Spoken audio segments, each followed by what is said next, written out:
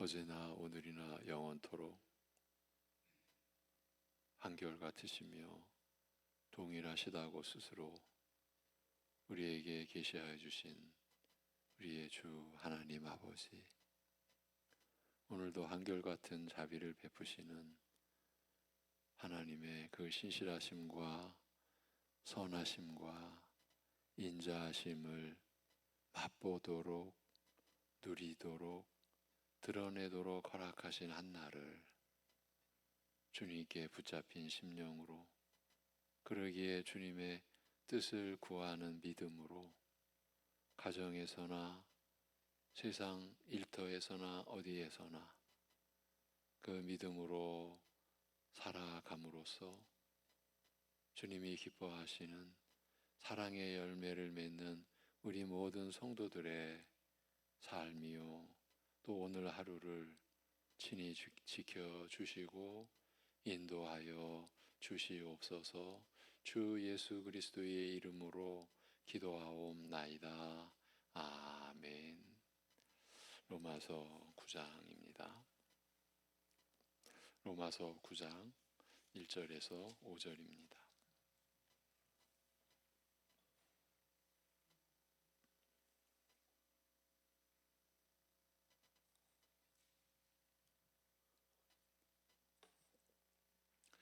로마서 9장 1절에서 5절 같이 보시겠습니다. 내가 그리스도 안에서 참말을 하고 거짓말을 아니하노라. 나에게 큰 근심이 있는 것과 마음에 그치지 않는 고통이 있는 것을 내 양심이 성령 안에서 나와 더불어 증언하노니, 나의 형제 곧 고륙의 친척을 위하여 내 자신이 저주를 받아 그리스도에게서 끊어질지라도 원하는 바로라. 그들은 이스라엘 사람이라. 그들에게는 양자됨과 영광과 언약들과 율법을 세우신 것과 예배와 약속들이 있고, 조상들도 그들의 것이요 육신으로 하면 그리스도가 그들에게서 나셨으니 그는 만물 위에 계셔서 세상에 찬양을 받으실 하나님이시니라. 아멘. 어제에 이어갑니다. 이 본문에서 드러난 바울의 심정을 흔히 나라와 민족에 대한 사랑, 즉 일종의 애국심이라고 오해하기 쉽습니다만, 그러나 바울이 동족 유대인을 위하고자 하는 그 간절한 마음은 애국심과는 전혀 다른 것이었다고 말씀드렸습니다. 왜냐하면 그가 그처럼 안타까워하면서 그들을 위해서라면 기꺼이 자신이 그리스도에게서 끊어지기를 바라왔노라고 밝힌 그 동족 유대인을 가리켜 그들은 이스라엘 사람이라, 저희는 이스라엘인이라고 밝히고 있기 때문입니다.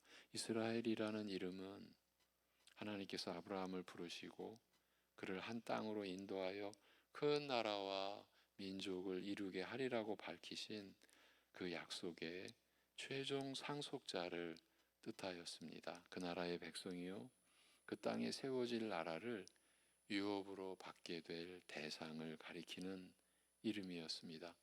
특별한 이름이라는 것이죠.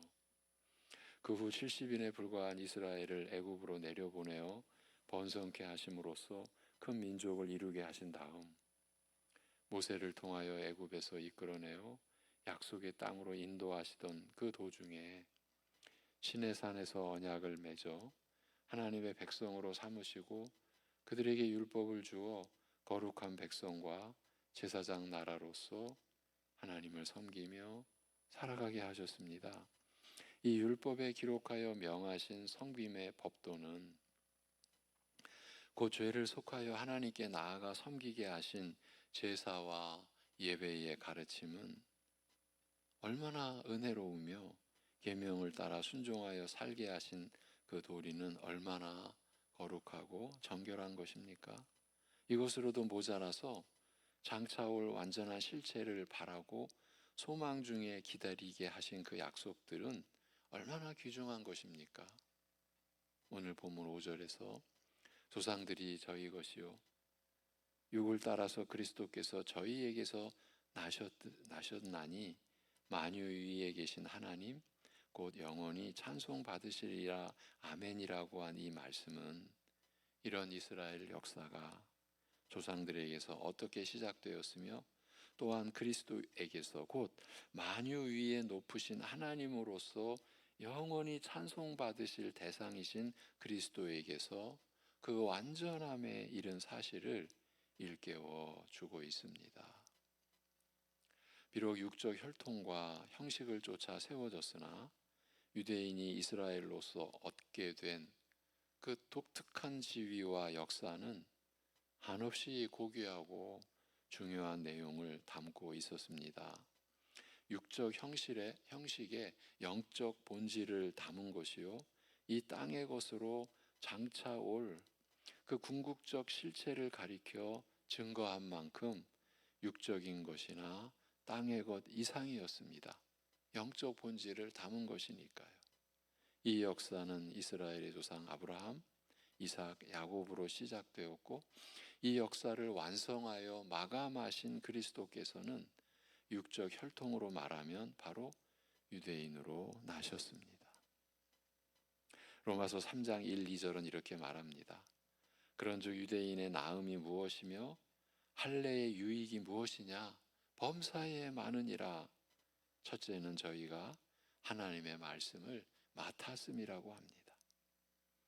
하나님의 허다한 약속과 예언과 가르침이 이스라엘에게 맡겨졌다, 위탁되었다. 말하자면 이스라엘은 하나님의 말씀을 맡은 민족이요 하나님의 말씀들이 그들을 통하여 그들의 역사 속에서 이루어져 왔다는 뜻입니다. 예수님께서는 수가성의 사마리아 여인에게 너무나 놀라운 말씀을 하셨죠. 너희는 알지 못하는 것을 예배하고 우리는 아는 것을 예배하노니 이는 구원이 유대인에게서 남이니라고 대답하신 말씀은 바로 이런 뜻으로 하신 말씀이었습니다. 네. 그러나 여기에서 한 가지 의문에 부닥치게 됩니다. 유대인의 지위와 그 역사가 이처럼 복되고 귀중한 것이라면 왜 바울은 이런 동족 유대인에 대하여 말할 수 없는 슬픔을 느끼며 그 마음이 끊임없이 고통으로 시달리다 못해 동족 유대인을 위해서라면 차라리 자신이 그리스도에게서 끊어지는 것도 마다하지 않으리라고, 아니 오랫동안 원해 왔노라고 말하는지 납득하기가 어렵기 때문입니다.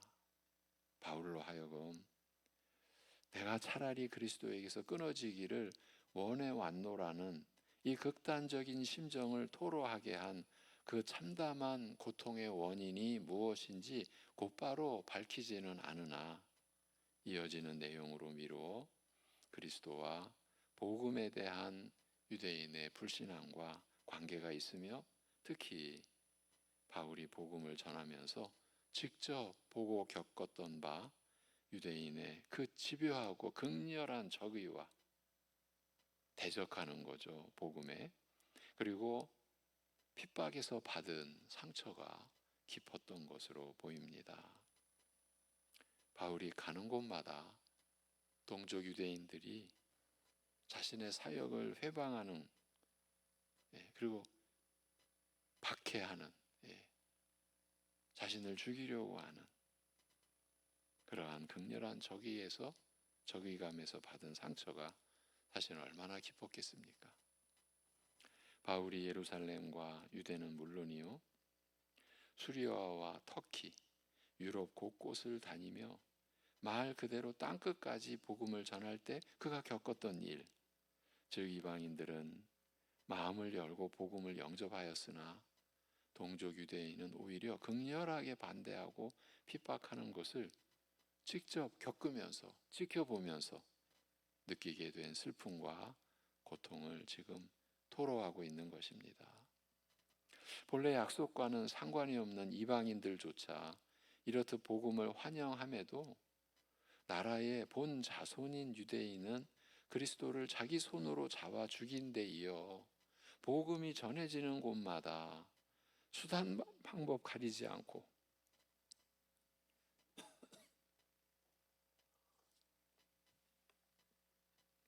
그 복음이 전해지는 곳마다 수단 방법 가리지 않고 반대하며 핍박하여 왜 스스로 복음의 은혜에서 멀어지려 하는가? 처음에는 의문으로 시작하였겠으나 시간이 흐르면서 안타까움으로, 슬픔으로, 그치지 않는 고통으로 변하게 된 것을 지금 말하고 있는 것입니다. 비시디아 안디옥에서 바울이 전하는 복음을 반박하고 비방하는 그 유대인들을 향하여 사도행전 13장인데요. 하나님의 말씀을 마땅히 먼저 너희에게 전할 것이로되, 유대인에게 너희에게 먼저 전할 것이로되 너희가 버리고 영생 얻음에 합당치 않은 자로 자처하기로 우리가 이방인에게로 향하노라. 그렇게 선언하는 사도의 심정은 분노와 책망보다는 오히려 깊은 슬픔과 탄식에 가까웠을 것입니다. 고린도에서 복음을 대적하고 회방하는 유대인들을 향하여서도 바울이 옷을 떨어 이르되 너희 피가 너희 머리로 돌아갈 것이요 나는 깨끗하니라. 이후에는 이방인에게로 가리라고. 이 사도행전 18장입니다. 이렇게 하였을 때도 마찬가지였습니다. 그러나 동족 유대인이 스스로 복음을 거부한 것에 대하여 바울이 깊은 슬픔과 고통을 느낀 것을 두고 단순히 혈연에 대한 집착에서 비롯되었다고 말하기는 어렵습니다.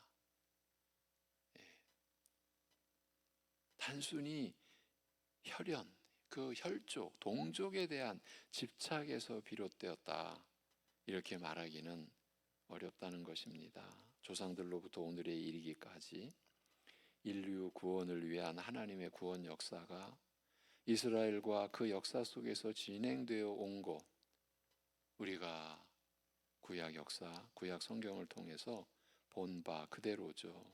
이스라엘과 그 역사 속에서 하나님의 구원 역사가 진행되어 온 것을 기억하고서 이런 역사가 무너져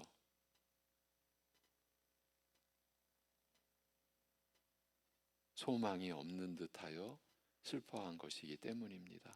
이스라엘 역사가 이처럼 특별한 의미를 지닌 만큼 유대인들이 복음을 외면하는 그 현실을 마치 아무 일도 아닌 것처럼 쉽게 받아들일 수는 없었습니다.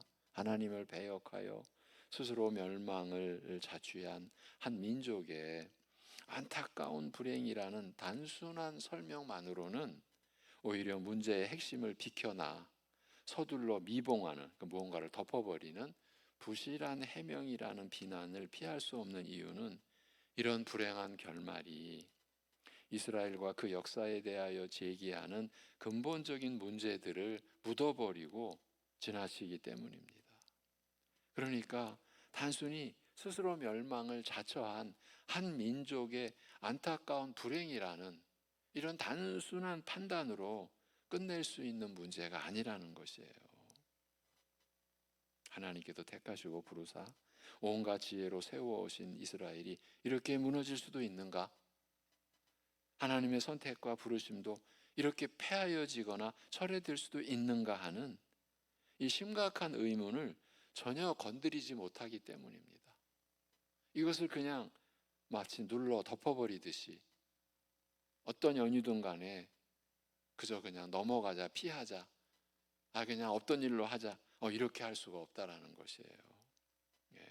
이스라엘과 그 역사에 대하여 제기할 수밖에 없는 근본적인 문제들을 묻어버리고 그냥 지나쳐버릴 수가 없기 때문입니다. 더욱이 이스라엘의 실패는요, 이스라엘의 문제로만 그치는 것이 아니라 바로 앞 로마서 8장에서 우리 믿는 자의 예정과 선택과 그 부르심에 관하여 가르친 내용에 대하여 중대한 의문을 던지는 것으로 연결이 될 수밖에 없습니다.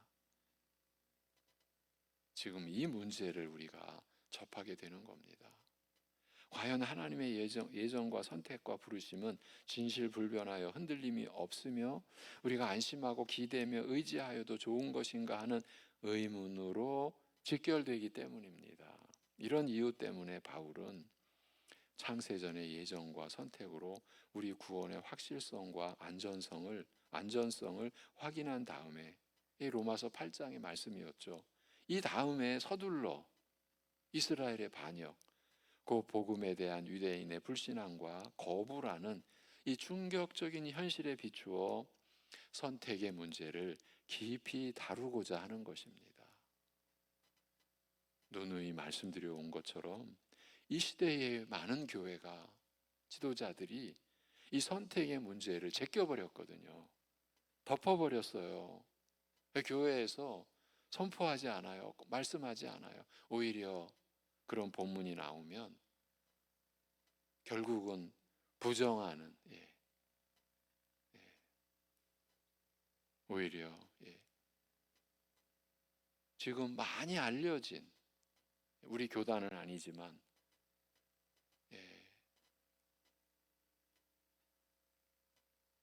지금 이 새벽 예배, 그분은 새벽 예배는 아니고 짧게 매일 새벽에 전하는 말씀의 이 동영상을 수만 명이 매일매일 봅니다. 그런데 그분의 신학교 졸업하면서 낸 논문이 이 예정과 선택을 부정하는 주제였습니다.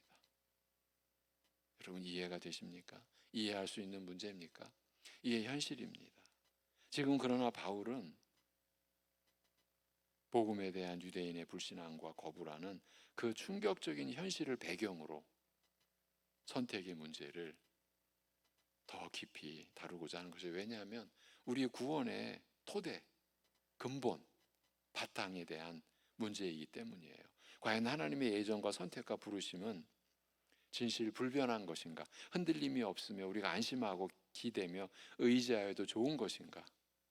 이 의문을 풀어가야 했기 때문인 거죠. 그러나 이 선택과 관련하여 제기되는 의문이나 문제를 설명하여 밝히려는 한 가지 목적만 위해서 로마서 9장부터 11장에 걸친 이 장문의 내용을 덧붙였다고 말하기는 또 어렵습니다. 사실은 로마서의 더욱 포괄적이고 근본적인 흐름의 그 요구에 따른 것이다.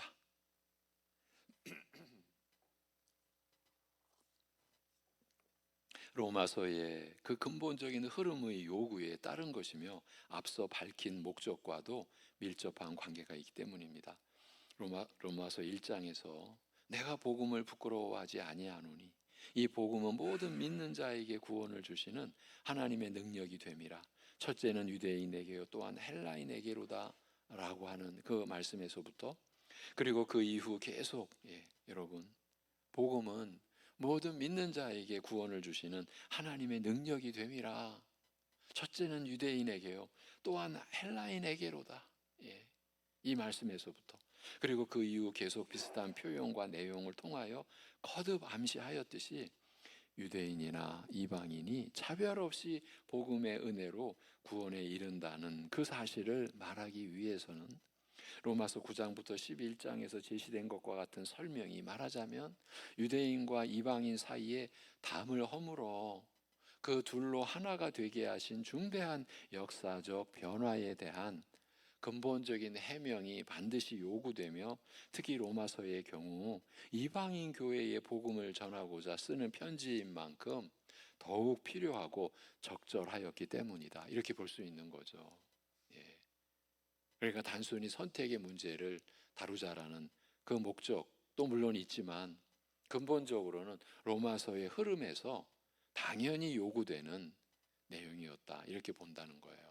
특히 로마서 5장에서 밝힌 대로 아담의 범죄로 말미암아 죄와 죽음의 역사로 전락한 인류 속에 율법이 끼어들었으나 죄만 더하는 참담한 실패로 끝났으며, 우리가 구약을 통해서 보는 바, 그럼에도 죄가 더한 곳에 은혜가 더욱 넘치게 된 이 결말, 그 실패가 실패로 끝나지 않고 더 복되고 완전한 것으로 이어지게 하는 역할을 감당한 이스라엘 역사를 제대로 설명하기 위해서도 로마서 9장부터 11장의 논의가 반드시 필요하였습니다. 말하자면 로마서 9장에서 11장은 단순히 로마서 8장이 다루는 예정과 선택의 그 문제만 의식한 것이 아니라 로마서 1장부터 계속 거론해온 끝에 로마서 5장에서는 아담으로 시작하여 그리스도로 마무리되는 인류 역사 속에서 이스라엘 역사가 차지하는 위치와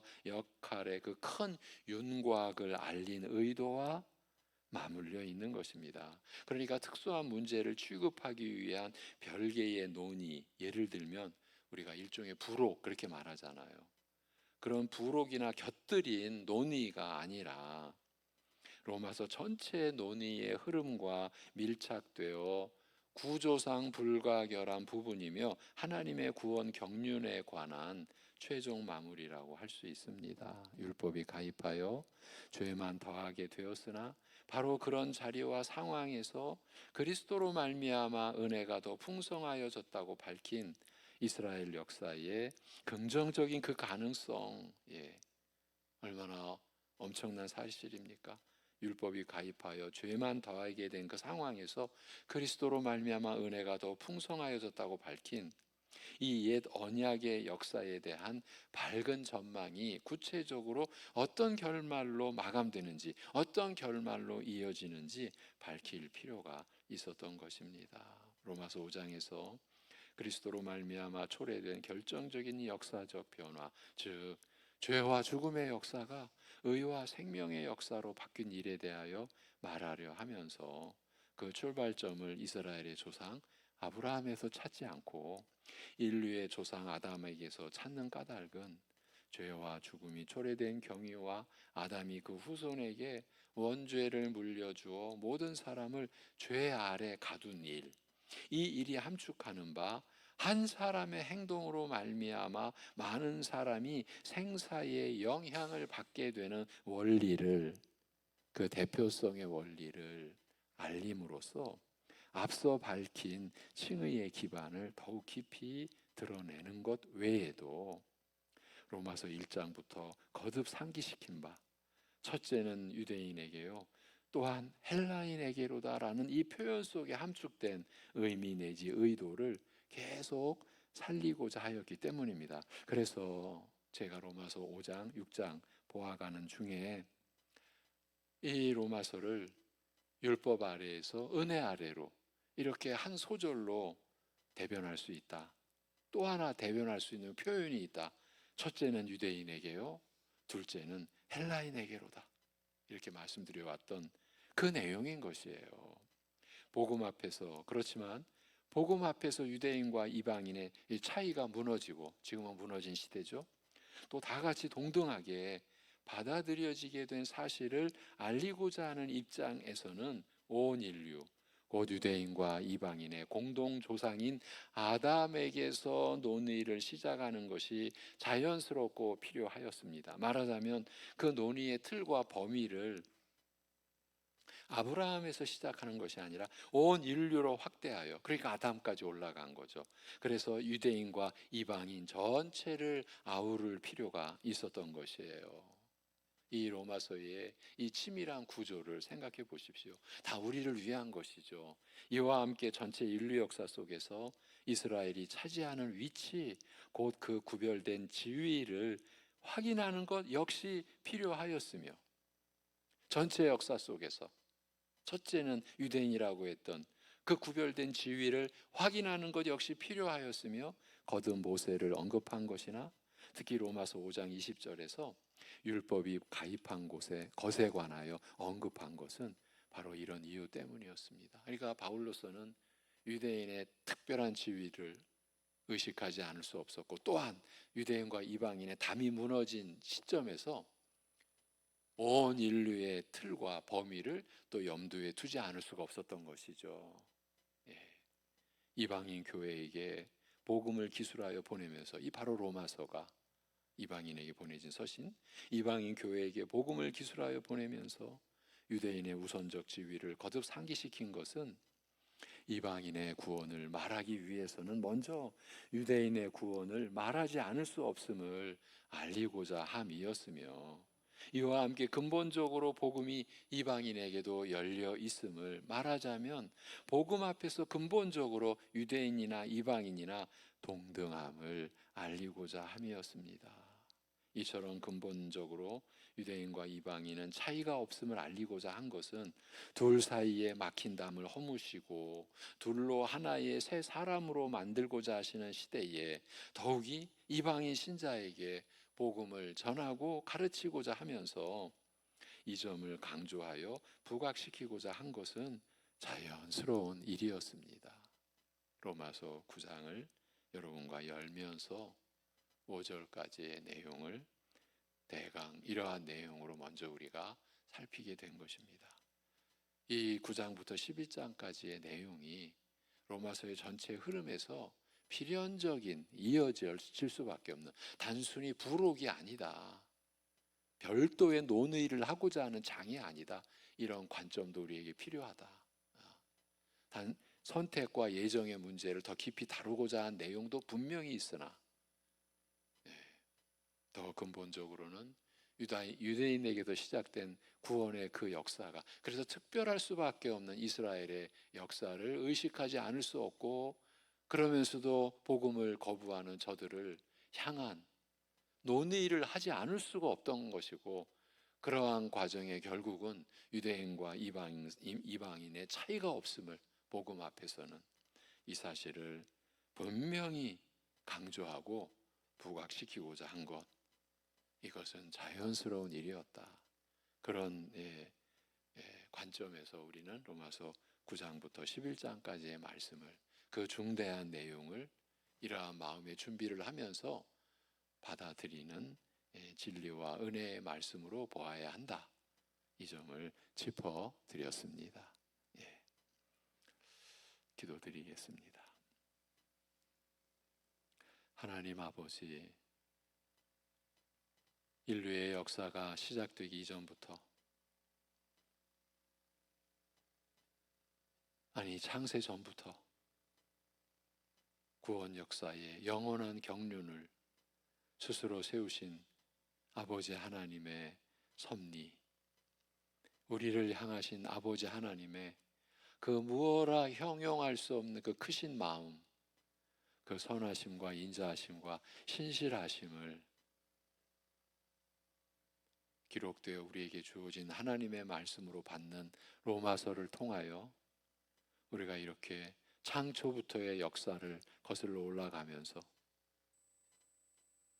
또한 그리스도에게서 마감된 그 구원 역사의 본질, 그 역사를 일으키신 은혜의 본질을 우리가 또 더 깊이 접할 수 있도록 우리의 심령을 붙들어 주시고 경고케 하시고, 우리의 연약함과 참으로 너무나 패역하게까지 한 이러한 우리의 심정을 붙들어 주시고자, 인도하여 주시고자 주신 말씀 허락하여 주심을 감사드립니다.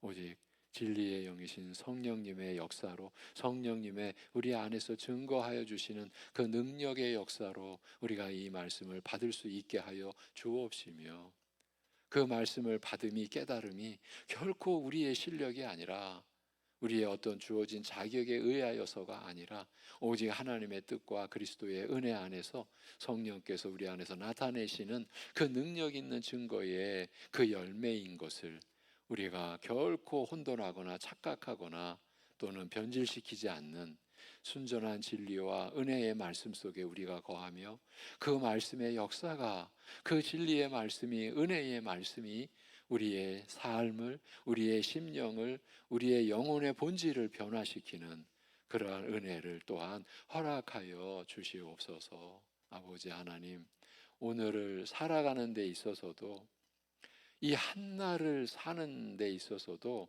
너무나 힘들고 너무나 고통스럽고, 어쩌면 호흡 한 번 하는 것조차 용이하지 않은 그런 처지에까지 있는 우리 연약한 지체 가족들, 오늘도 주님께서 그 한없으신 긍휼을 그 자리에서 함께 하시며 그 심령 속에 베풀어 주시며 주님께서 성령께서 그 안에 계시오니 이 말씀이 믿음의 역사가 그들 안에서 일어나 주님께 모든 것, 생명의 전부, 인생의 전부 모든 것을 맡기고 의탁하고 주님의 돌보심을 받는 은혜의 역사를 경험하는 하루가 되게 하여 주시옵소서. 이 모든 것을 주님께 의탁드리오며 그러기에 감사드리오며 주 예수 그리스도의 이름으로 기도하옵나이다. 아멘.